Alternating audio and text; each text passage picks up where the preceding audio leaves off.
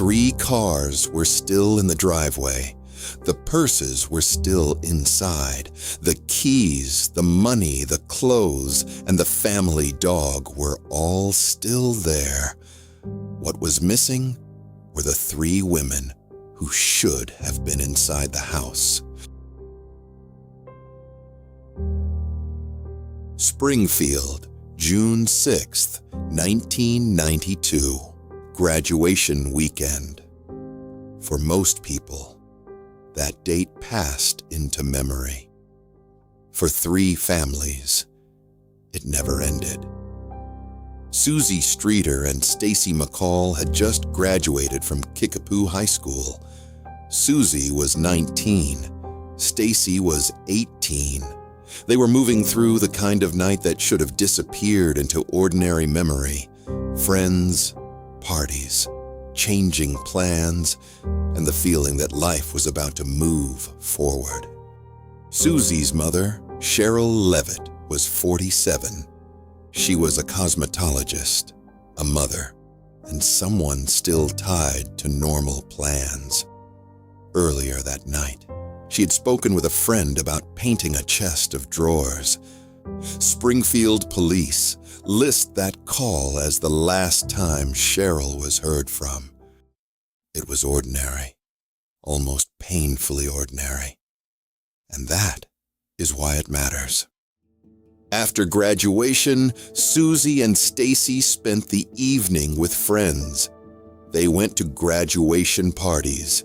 They made plans, changed plans, and moved through the loose hours after midnight. At one point, they were not supposed to end the night at Suzie's house. They had planned to stay somewhere else, but that location was crowded. So the plan changed. That detail matters, because the last place in this case was not inevitable. It became the last place because of a decision made late at night, after parties, after movement, after the normal structure of the evening had already loosened. Suzie and Stacy were last seen at approximately 2:15 in the morning on June 7th. They were leaving a graduation party and heading toward the home Suzie shared with Sherrill. The FBI places the disappearance window between 2:15 and 7:30 that morning. Somewhere inside that window, the night changed. Not on a mountain road, not in a forest, not in some isolated place already shaped like danger. At home. Before the case became famous, it was small. A mother. Her daughter. Her daughter's friend. Sherrill had gone to her daughter's graduation earlier that day. Suzie and Stacy were celebrating the end of high school. Friends expected to see them again. Family expected phone calls. The next day still had shape. That is one of the quiet forces in this case. The women did not vanish from lives that looked abandoned. They vanished from lives that were still in motion. There were no signs that they were preparing to leave everything behind. No clean break, no packed exit, no final explanation. Just ordinary plans cut off in the middle. And when they did not appear the next morning, the first thought was not that 3 people had been taken from a house. The first thought was simpler. Maybe they overslept. Maybe plans changed. Maybe someone forgot to call. That is how normal the morning still seemed at first. By morning, something was wrong. Friends and family began calling, then checking, then going to the house. What they found was not a scene of obvious destruction. It was worse in a quieter way.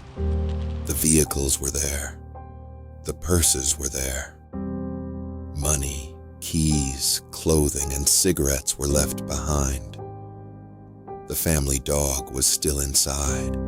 Springfield police later summarized the scene clearly.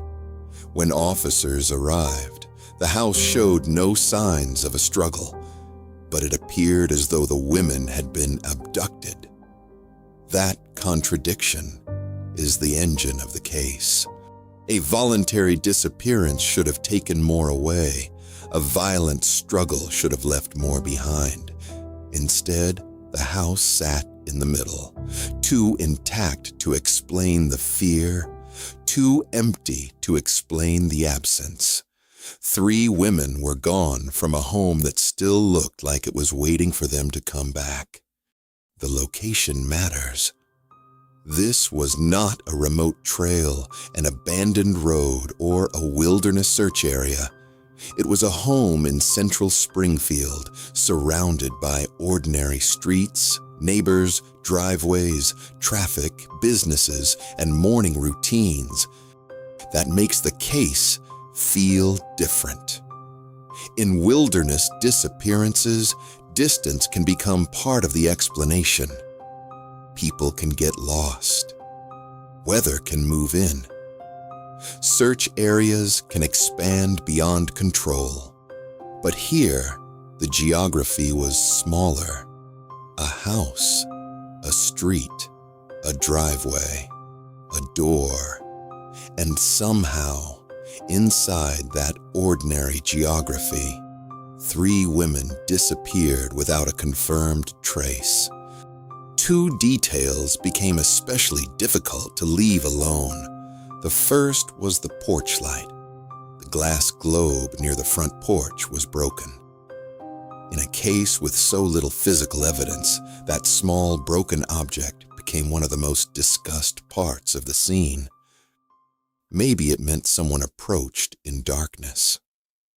Maybe it was broken to reduce visibility. Maybe it was meant to draw someone outside. Maybe it happened during the first moments of contact. Or maybe it meant less than people want it to mean. The second detail was the phone. Some accounts describe strange or obscene calls received at the house after friends arrived. There are also reports of a message on the answering machine that was accidentally erased before investigators could preserve it. That does not prove the calls were connected, but it does explain why they stayed in the story. Because in a case with almost no clear evidence, anything that might have mattered becomes hard to forget. The porch light does not solve the case. The phone calls do not solve the case. But they both point back to the same problem. Something had happened there, but not enough of it remained. By the time police became fully involved, the house was no longer untouched. Friends and family had entered. People had answered the phone. Things had been handled. The broken glass from the porch light had reportedly been cleaned up. None of that means anyone acted with bad intentions. They did not know they were walking through what may have been a crime scene. They were people trying to understand why 3 women were missing. But in hindsight, every ordinary action becomes painful. Because a scene like this can only be preserved once, and when the evidence is already thin, every lost detail becomes another locked door. The investigation did not begin with a sealed room and a clear answer. It began with confusion, and confusion is a terrible foundation for a mystery. So the official timeline is simple. Sherrill is last heard from around 11:15 p.m. Suzie and Stacy are last seen around 2:15 a.m., leaving a graduation party. The FBI places the disappearance between 2:15 and 7:30 in the morning. By the time people come looking, all 3 women are gone. Their belongings suggest they did not plan to leave. The house suggests there was no obvious fight. The silence afterward suggests someone succeeded. That is where the theories begin. Not because the evidence points clearly in one direction, because it refuses to.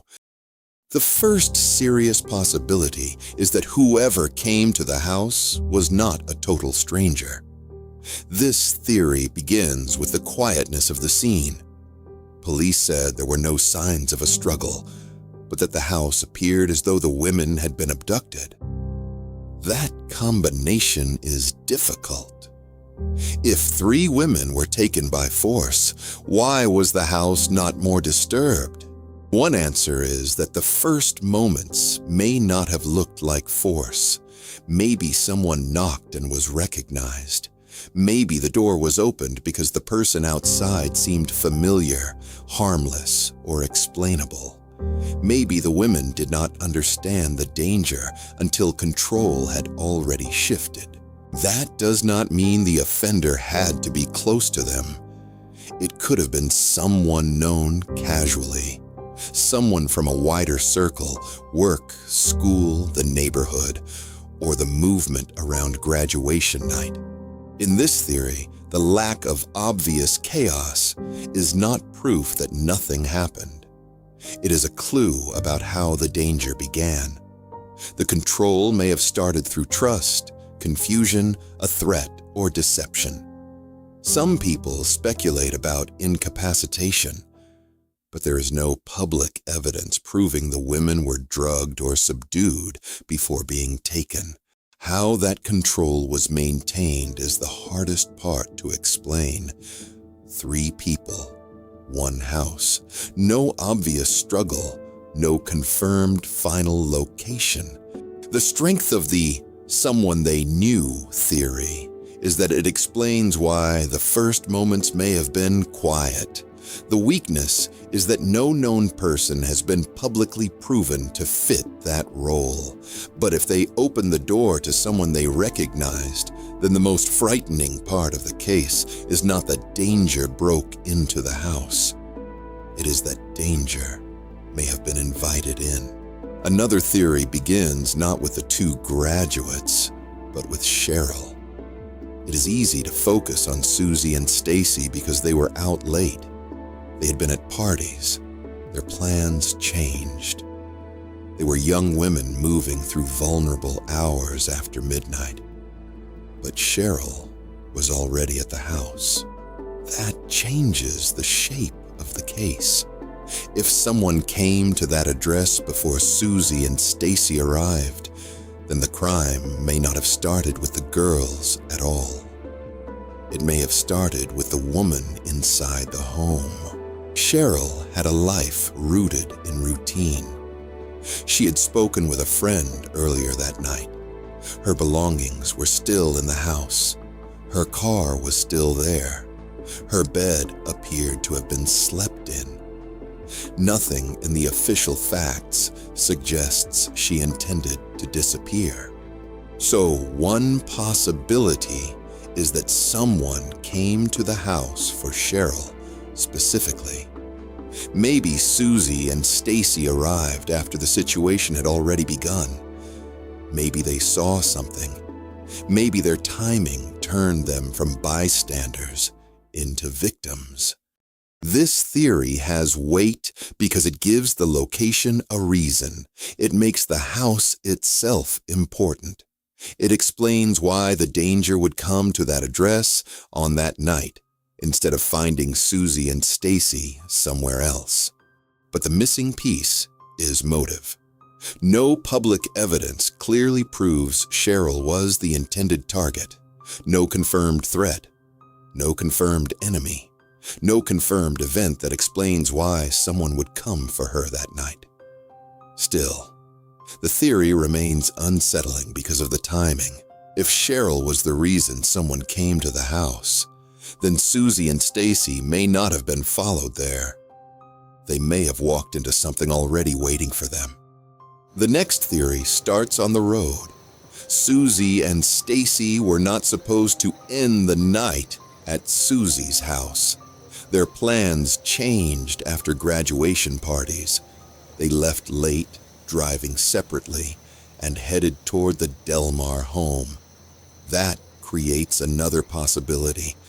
Maybe the danger was not waiting at the house. Maybe the opportunity formed before they ever got there. Graduation weekend meant people were out late. Houses were crowded. Plans shifted.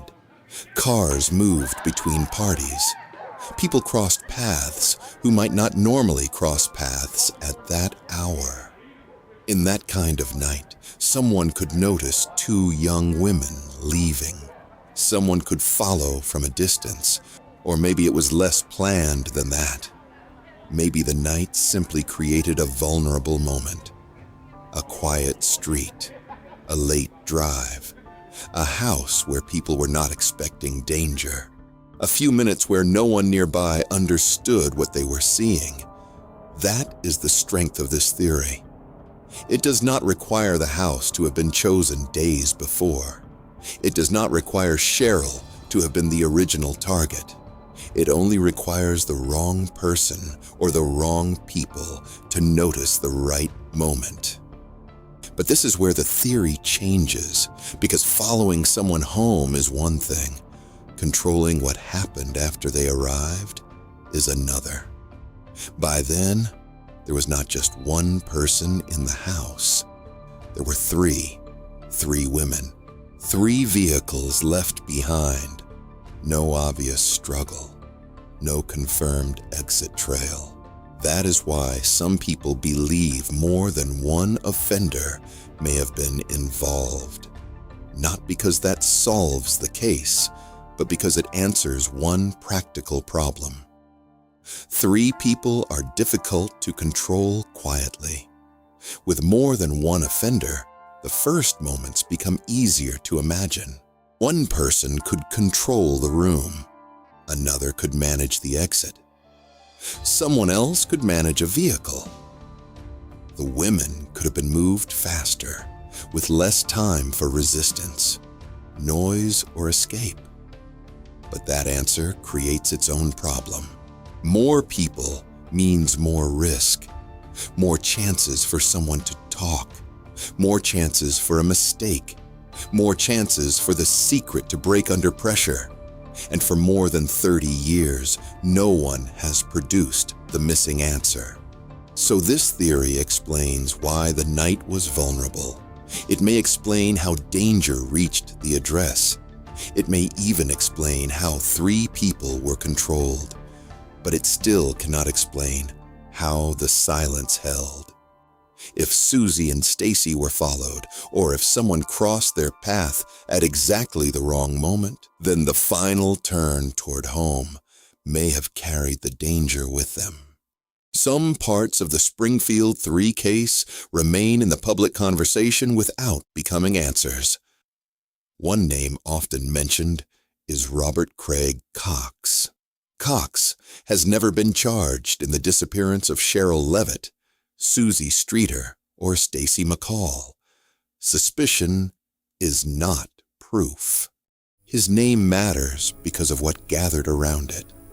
A violent criminal history, public questions, and reported claims that he knew the women were dead. But claims do not close a case. People can know something. People can exaggerate.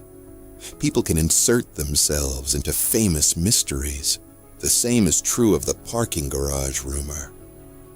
For years, people repeated claims that the women might be buried beneath a hospital parking structure. It was specific. It gave the absence a location. But it never produced a confirmed recovery. That is what unresolved cases collect over time. Names, places, stories, some may matter, some may not. But repetition is not evidence, and none of it has ended the search. After every theory, the same problems remain.